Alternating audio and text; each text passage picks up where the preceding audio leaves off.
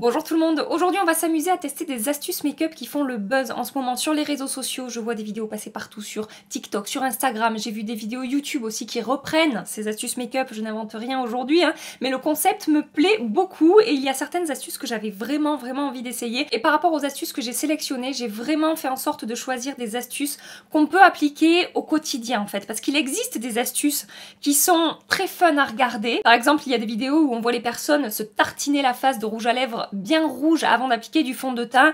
C'est rigolo, c'est fun, elles finissent rouges comme des tomates avant d'appliquer le fond de teint. Mais franchement, c'est pas le type d'astuce que je vais faire tous les jours en me maquillant. Donc voilà, j'ai voulu sélectionner des choses qui sont faciles à reproduire tous les jours quand on se maquille. J'espère que l'idée vous plaît. Et je vais commencer avec la première astuce qui concerne l'application du fond de teint. Alors je vais vous écrire à chaque fois les pseudos des comptes TikTok sur lesquels j'ai trouvé ces astuces. Mais ce ne sont pas forcément les personnes qui ont inventé ces astuces. Il existe des milliers de vidéos sur Instagram et sur TikTok par rapport à ces astuces make-up, donc je ne sais pas de qui ça vient forcément. Donc la première astuce, je vous disais, ça concerne l'application du fond de teint. J'ai trouvé ça sur le compte Knucklehead WS.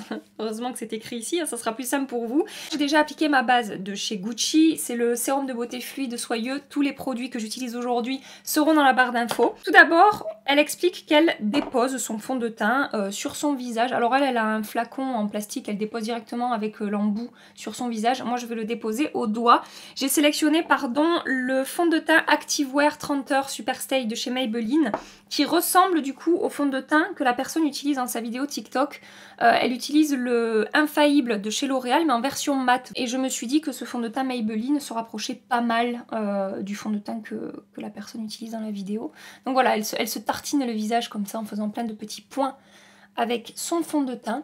Et ensuite, l'idée, c'est de prendre une brume ou un spray. Donc là, aujourd'hui, je vais utiliser le All Nighter Ultra Glow de chez Urban Decay. J'ai fait exprès de ne pas prendre un spray avec un fini mat, puisqu'en fait, l'idée de cette astuce, c'est de s'asperger la face avec son spray de finition. Voilà, je me suis bien douchée. Et ça va permettre du coup au fond de teint de bien mieux fusionner à la peau. Elle dit dans sa vidéo que ça lui apporte vraiment un effet airbrush. Donc c'est presque un petit peu flouté, un petit peu un effet filtre en fait. Donc on va voir ensemble si ça fonctionne. Elle étale son fond de teint avec un pinceau. Moi je vais prendre mon éponge chez ELF. Elle dit qu'il faut attendre quelques secondes que le spray s'évapore un tout petit peu. Mais il faut pas attendre non plus que ce soit sec. Donc je travaille le fond de teint rapidement, parce qu'en plus ce fond de teint Maybelline il a tendance à sécher rapidement, voilà, donc il faut pas non plus que j'attende trop parce que je pense que sinon ça va faire des traces. Je vais peut-être en réappliquer un petit peu sur le front, je crois que j'ai trop attendu en vous parlant. C'est déjà quasiment sec et elle dit qu'il faut pas que ce soit sec. Je sais pas si c'était vraiment une bonne idée finalement de prendre ce fond de teint Maybelline qui a tendance à sécher mat quand même très rapidement. Ça commence bien, hein. J'ai choisi les bons produits, hein, bravo Gabi. Écoutez, comme je vous ai dit en début de vidéo, on est là pour s'amuser un petit peu aujourd'hui. Et si on trouve des astuces qui fonctionnent bien, et ben tant mieux. On se sera pas amusé pour rien, voilà. Et je pense aussi que d'appliquer un spray de finition qui est censé fixer le maquillage, ça doit vraiment prolonger la tenue du fond de teint sur la peau, hein.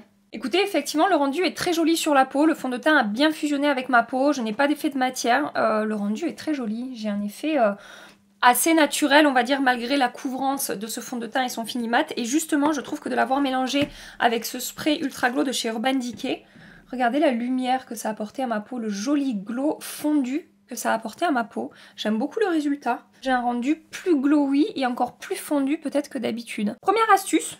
Franchement, plutôt positif. La deuxième astuce concerne l'application de l'anti-cerne. Alors c'est pas vraiment une astuce, c'est plutôt une manière d'appliquer l'anti-cerne. Moi j'ai trouvé ça sur le compte TikTok Ila Makeup, mais comme je vous ai dit, il existe des milliers de vidéos sur cette nouvelle méthode d'application. Donc en fait, ce qui se dit, c'est qu'aujourd'hui, la meilleure manière d'appliquer son anti-cerne, c'est d'en déposer un premier trait ici. Donc c'est là où moi personnellement j'ai le plus de cernes, en fait c'est là où c'est le plus foncé, le plus marqué. Et ensuite c'est également d'en appliquer au coin externe ici en remontant un petit peu. Je mélange deux teintes de mon anti-cerne Ultra Creamy Shape Tape de chez Tarte. Et Et c'est vrai que jusque là, moi, j'applique mon anti-cerne en faisant, en gros, en faisant comme ça, un trait assez grossier. Alors, ce qu'on voit beaucoup passer sur les vidéos TikTok et Instagram, c'est, vous savez, le triangle comme ça, sous les yeux. Moi, j'ai jamais vraiment fait ça, mais en général, c'est vrai que je fais soit un trait comme ça, soit je fais plusieurs points, mais j'en applique toujours, en fait, tout le long de mon cerne, en fait, de mon dessous d'œil. Et donc, c'est censé avoir un rendu plus naturel parce que moins de matière et on va corriger juste les endroits où on a besoin de corriger. Et la deuxième chose que va apporter cette technique, c'est que ça va vous faire un effet un petit peu lifté sur le visage. En fait, le fait de remonter l'anti-cerne comme ça va donner un aspect lifté, un aspect remonté à votre visage. Je ne sais pas si vous voyez ce que je veux dire, je pense que oui, j'emploie probablement pas les bons termes. Et c'est vrai que finalement, au milieu de l'œil ici, sur cette zone-là, j'ai pas forcément besoin de correction. Donc c'est vrai que j'ai pas forcément besoin d'appliquer beaucoup de matière à cet endroit-là. L'idée c'est de juste étirer ce qui me reste sur mon éponge, sur ces zones où on n'a pas forcément besoin de correction. Voilà pour cet œil gauche, mon œil gauche. Je vais faire ce que je fais comme d'habitude. On va voir si on voit vraiment une différence. Après, moi, j'ai toujours eu le réflexe de remonter ici mon anti-cerne comme ça. Donc, je sais pas si ça va vraiment me changer grand-chose au niveau de l'aspect. Après, c'est sûr que... oui, ce que je vois, c'est que... En fait, c'est plus naturel de ce côté que de ce côté.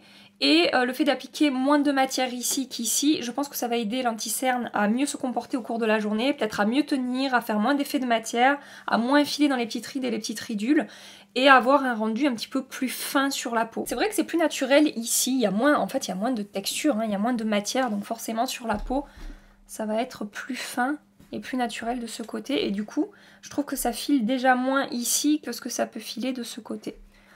Voilà, après il n'y a pas une différence non plus flagrante hein, par rapport à cette astuce, mais bon, écoutez, je peux pas dire que ça fonctionne pas. La troisième astuce que je vais tester aujourd'hui, en fait c'est toujours sur la même vidéo Ila Makeup, puisqu'elle fait l'anti-cerne et après elle fait bronzer, blush et enlumineur. Cette troisième astuce va concerner justement l'application du bronzer, du blush et de l'enlumineur. Je prends mon blush Cushion de la marque 3CE en teinte soft brown que je vais utiliser comme un bronzer. Mon pinceau préféré pour les produits crème, le numéro 7 de chez It Cosmetics. Et en fait l'idée de cette technique astuce make-up, ça va être de positionner votre bronzer, blush et enlumineur, comment dire, de manière à ce que, à nouveau, votre visage soit lifté, en fait, et que votre make-up fasse un effet remontant par rapport à votre visage. Je sais pas quel mot utiliser à part lifter, remonter, je sais pas, bref. Donc, en temps normal, c'est vrai que j'aurais appliqué mon bronzer ici, et en fait, là, je vais l'appliquer un petit peu au-dessus. Alors, attendez, j'en ai pas assez prélevé. Donc je vous disais, je vais l'appliquer, voilà, un petit peu au-dessus. Je vais commencer à le travailler comme ça. Alors dans sa vidéo, Ila Makeup applique un trait de bronzer, un trait de blush et un trait d'anti-cerne comme ça au-dessus. Mais moi je vais travailler chaque produit petit à petit en fait pour que ça ait un rendu plus fondu. Vous voyez vraiment, je fais en sorte de pas trop redescendre. D'ailleurs je vais remettre un petit coup d'éponge pour vraiment respecter le placement des produits que je vois sur la vidéo. Il ne faut pas revenir trop au centre du visage, hein. Il faut vraiment rester sur le contour du visage ici. Donc j'en remets un petit peu pour qu'on y voit quand même. Et donc de l'autre côté, je vais faire comme j'aurais fait en temps normal, donc je vais l'appliquer un petit peu plus en dessous et je vais plus revenir au centre de mon visage.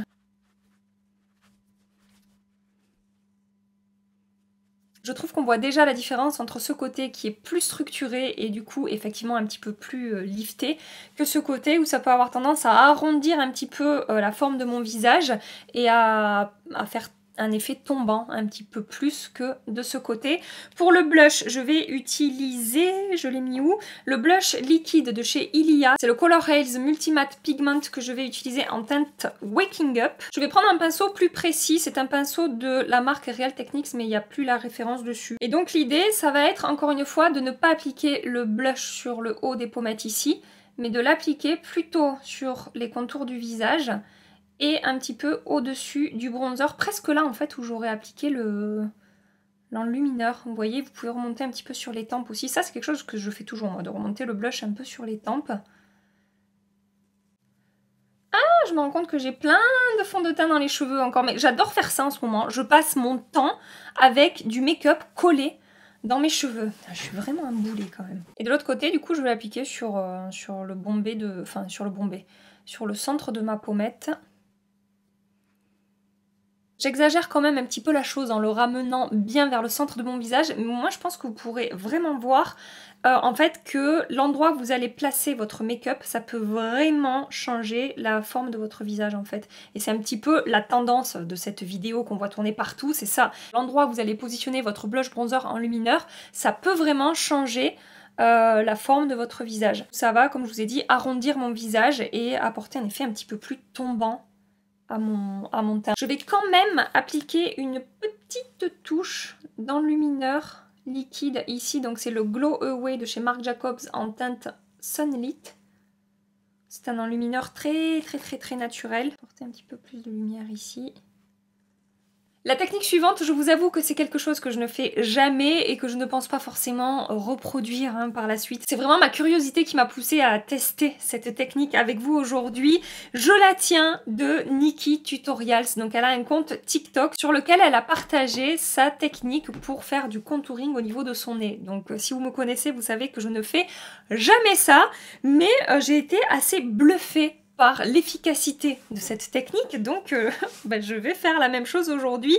Je prends mon bronzer mat de NARS en teinte Valarta, je prends un pinceau de la marque Beauty Bay, c'est le Glow Up, et en fait, pour commencer, je vais recouvrir mon nez de bronzer.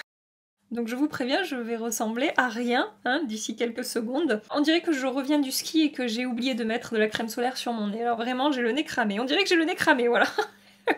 Ensuite, ce qu'elle fait, c'est qu'elle prend une poudre compacte pour le teint. Donc, je vais prendre aujourd'hui la poudre de beauté mat naturelle de chez Gucci en teinte 01. Elle prend une éponge sèche. Je vais prendre mon éponge de chez ELF qui sèche depuis 2 jours. Là, ça fait un petit moment que je ne l'ai pas utilisée.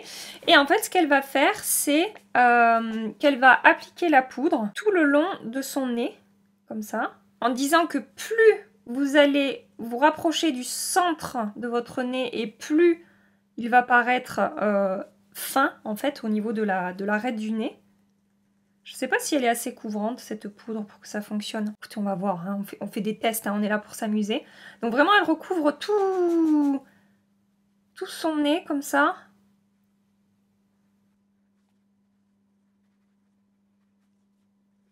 Est-ce que je suis pas plus remontée d'un côté que de l'autre? Si, on dirait que j'ai le nez tordu, du coup. Oh, putain. Je pense que cette technique, il faut la maîtriser quand même. Je suis pas sûre que du premier coup, ça soit hyper facile. Je pense qu'il faut s'entraîner un peu pour ce genre d'astuces make-up. Est-ce que je m'arrête là? C'est horrible. J'ai failli oublier, parce qu'elle dit surtout, n'oubliez pas, le centre ici, ça va encore plus affiner votre nez.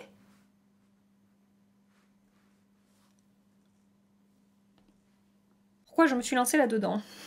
Je sais pas, je me pose encore la question. Et donc ensuite, avec un pinceau poudre, un petit pinceau propre, elle va flouter la poudre avec le bronzer en gros, quoi. Sans trop remonter sur l'arête du nez pour pas justement recouvrir trop le bronzer. Mais bon, quand même, il faut pas que ça soit trop marqué. Regardez ce trait que j'ai là. Je floute aussi le trait au milieu là. Bon, le trait au milieu, il a un peu disparu quand même. Je ne sais pas dire si ça a fonctionné ou pas. J'ai juste l'impression que j'ai le dessus de mon nez marron, quoi. Peut-être que je m'y suis prise comme un manche, c'est pas peut-être, c'est sûr, de toute façon. Mais sur elle, vraiment, c'est fou. On dirait que vraiment, elle a pas le même nez avant-après, quoi. Bon, c'est un petit peu l'idée du contouring, mais... mais je sais pas. Je ne suis pas ultra convaincue. Et ensuite, je crois qu'à la fin, elle dépose un tout petit peu de lumière ici. Mais moi, j'aime pas appliquer de l'enlumineur sur le bout de mon nez. Je trouve que ça fait ressortir la pointe de mon nez. Donc, je suis pas hyper fan de ça. Elle en met un tout petit peu ici aussi. Les adeptes du contouring vont probablement pousser des hurlements en voyant ma vidéo, parce que vraiment, je ne maîtrise pas cette chose-là sur mon nez. Oh non, mais moi, je vois juste un trait, là, en fait. Bon, écoutez, mon ami l'éponge va me sauver mon petit nez. Voilà! Je vais m'arrêter là. J'ai tout fait capoter. c'est pas grave.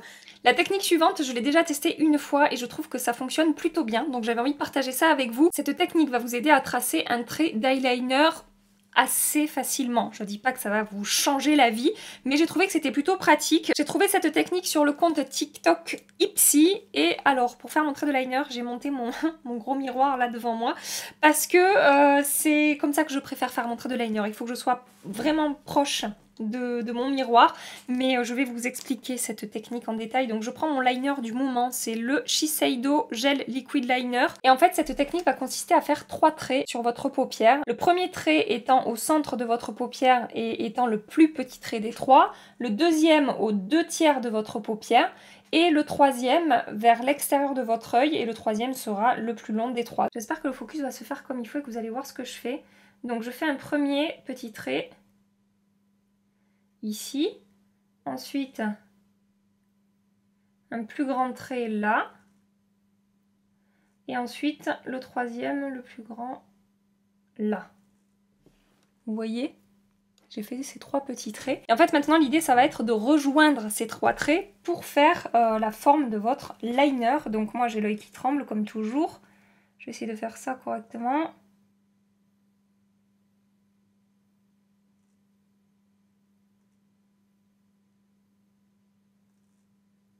Et ensuite là, vous allez rejoindre votre ligne de cils. Hop! Donc je remplis mon petit coloriage. Ensuite, ce que vous allez faire, c'est tracer tout simplement la virgule ici. Donc vous partez du coin, vous remontez et vous rejoignez. Hop! Voilà. Qu'est-ce que vous en pensez?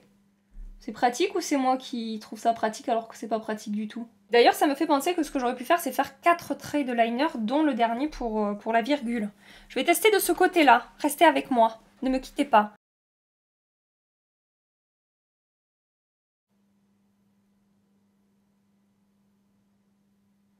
Ah, vous voyez là? Là, je trouve que ça marche bien.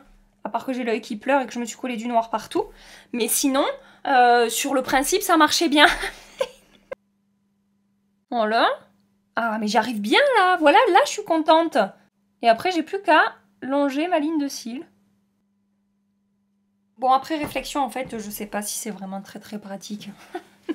Je sais pas, la première fois j'ai super bien réussi, mais aujourd'hui j'ai galéré, donc je me dis que peut-être la dernière fois j'ai eu un coup de bol et qu'en fait c'est pas très pratique. Écoutez, si vous voulez tester et me dire, je serais curieuse de savoir ce que vous en pensez. Après ça va mon trait de liner, hein. La dernière astuce que je veux partager avec vous aujourd'hui, moi je l'ai trouvée sur YouTube, sur une vidéo de Roxorus.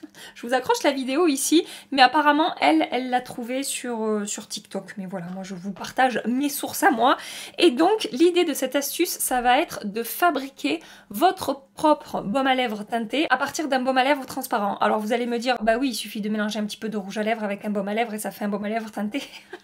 Oui, vous avez raison, j'ai pensé la même chose, mais ce n'est pas ça l'astuce que je vais vous partager aujourd'hui. L'idée, ça va être de créer votre baume à lèvres teinté à partir d'une ombre à paupières, en fait. Voilà, et j'ai trouvé ça amusant et j'ai eu envie d'essayer. Donc je prends la transition palette de Dominique Cosmetics et ce que je vais faire, c'est que je vais prélever cette teinte-là au milieu.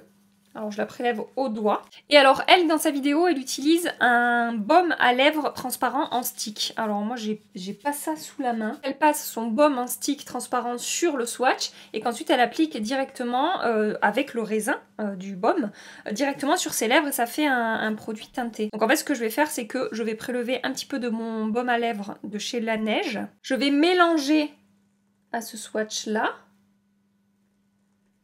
et je vais l'appliquer. Et en effet, ça fonctionne très bien. Et ça fait pas du tout poudreux ou sec sur les lèvres. Et je pense aussi que ça peut bien fonctionner avec un blush. Par exemple, si vous voulez faire matcher exactement votre blush à votre rouge à lèvres, ça peut être... ouais, ça marche super bien. Ça peut être une très bonne option. Qu'en pensez-vous? Je pense qu'en plus, on peut moduler l'intensité qu'on veut. Il suffirait que je rajoute un petit peu plus d'ombre à paupières et ça augmenterait la pigmentation de ce baume à lèvres teinté fait maison. Mais j'ai envie d'essayer avec un blush aussi, voir si ça fonctionne. Je prends ce blush là de chez Hourglass, c'est le Ambient Lighting Blush en teinte At Night. Je vais le prélever sous mes doigts, je vais déposer ça sur ma main. Ouh, la teinte est jolie, je pense que ça va être très très joli en baume à lèvres ça. C'est joli. Regardez si ça a bien fonctionné.